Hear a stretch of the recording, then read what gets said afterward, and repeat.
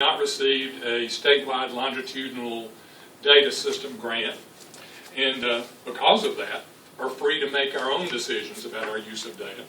We're also unique as a state in that we have a state-developed, state-owned student management system that is housed here at the Department of Education, that is overseen by a data governance model that ensures that our student data is not served outside of what's required under U.S. Department of Education. And I think it's important to note that the only reports that we currently send to Washington are the reports that are required under No Child Left Behind and under the Individuals with Disabilities Education Act. And in the packet that I have back there for you... I'm in the wrong class. Okay. Thank you. I'm sorry. In the information I have back for you, I think it's important to note that what we do send in has a disclaimer that says EdFax does not collect individual student or staff level information. All information provided to EdFax is aggregated, often by category such as grade level. Although some data files may contain small numbers, none of the information is linked to specific students or staff members. And we feel very strongly that we need to hold firm to that. And as a result of our meeting on the 27th, I've sent out a new directive to the Department of Education ensuring that we stand firm in that safety of our student data. And we've also set up a new governance model of data that will even apply to our friends across the street.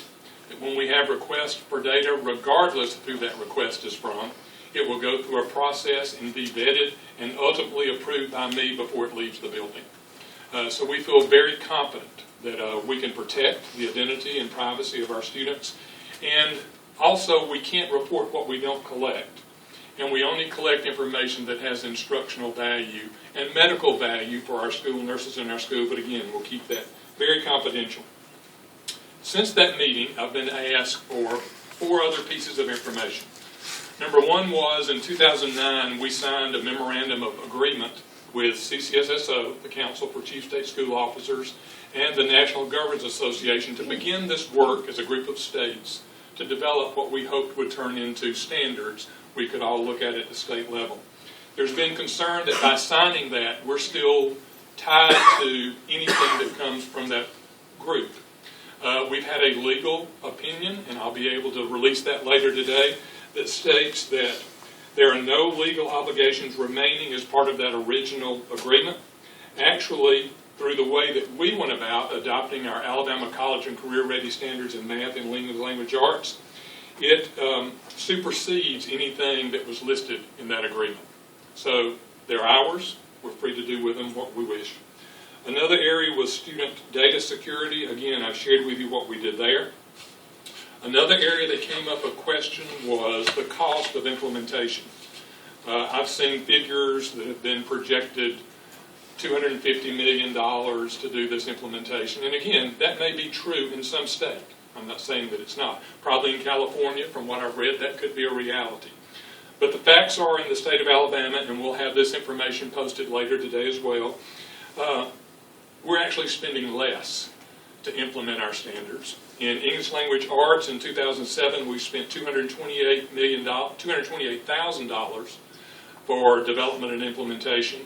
To date, with our ELA standards, we've spent $128,000, which is over $100,000 less than we'd spent previously. Now, that will decrease some as we go into this next year, but it will still remain a negative. In mathematics, we've seen a $42,000 difference in the amount that it's cost because, again, we're working with our partners in our regional in-service centers. We're working with partners in our school systems to do this more efficiently because we can. And I feel very confident that we have not gone down a direction that will cause us to spend more. Actually, we're actually doing it more efficiently. And the final thing I'd like to address is just yesterday there was a lot of chatter on the airwaves about the misuse of the Alabama Reading Initiative funds and the Alabama Math, Science, and Technology funds. I take great pride in my integrity of my position and can assure you I will never do anything that would take the state's money and use it in a way that it's not intended. I'm also very pleased that our latest audit by the Alabama Commission of Auditors finds 0 issues with Alabama State Department of Education audit and would welcome anybody to review our books if they think otherwise.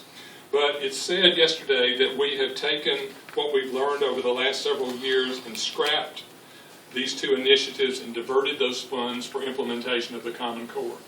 The facts are that over the last 5 years, we've seen a steady decrease in our ability to expand the Alabama Reading Initiative, and especially the Alabama Science, Technology, and Alabama Math, Science, and Technology Initiative. We've actually had a decrease in funding there.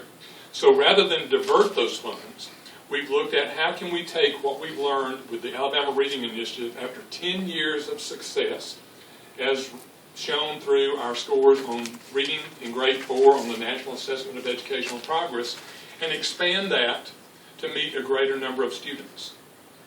It was referenced that we're taking reading coaches and turning them into instructional partners. That's absolutely true, because we're now sitting down with individual school systems and saying, where's your greatest need?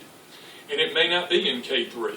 We may be, because of 10 years of work, doing a phenomenal job in K-3, but the reading issues in that system may be in grades 6, 7, and 8. So we're equipping and taking these same coaches, that same money, and repurposing them to serve a broader number of students, because that's where the need is. So that could look one way in one school system and look totally different in another school system, because rather than applying it as if all school systems and all schools are the same, we are now applying it based on the needs, the identified needs of the students in those school systems. The same thing holds true for AMSTI. We have not diverted any funds. Both of these initiatives are based on implementing standards, whatever those standards are, and ensuring that teachers are equipped to implement those standards, to support them through that implementation, and provide them with resources. AMSTI has been cut drastically, but we wanted to see again, because of its success, how can we leverage it as well? So we're doing the same thing with AMSTI, meeting with individual school systems, identifying what the greatest needs are in math and science at those levels, and differentiating the support of AMSTI, so in a time when we've seen a decrease in funding, we can actually expand its influence. So those are the facts as we know them today. I can state with absolute confidence as State Superintendent that Alabama maintains a total authority over our academic standards under the watchful eye of our State Board of Education. Local school systems maintain control over the development of curriculum, adoption of textbooks and other instructional materials. Teachers maintain control over lesson plans, teaching methods, and students' day-to-day activities, and we do not collect, nor do we disseminate personal information on individual students other than what teachers and principals need on a daily basis to make sure that they're meeting the needs of their students. So, with the decisions that are about to be made, I felt it important, strictly from a fact-based perspective, to share what this looks like in Alabama. I totally understand, if you look at some other states across the nation, why there could be concern, because I think there is overreach occurring in some other places. But we need to look at what's happening in Alabama, do what's right for Alabama students, and not assume that because it's happening in Georgia, or happening in Kentucky, or happening in Massachusetts, that it's actually happening here. And I have no reason. Those of you who know me, I have no political agenda. My only constituent group are our students. So I have no reason to take us down a path that would take us anywhere other than to try to do what's right for students. I acknowledge the concerns of those who have them, but hope that through my efforts and the efforts of our state board, we can assure you that we're not going to cede our sovereignty to someone outside the state of Alabama. Thank you.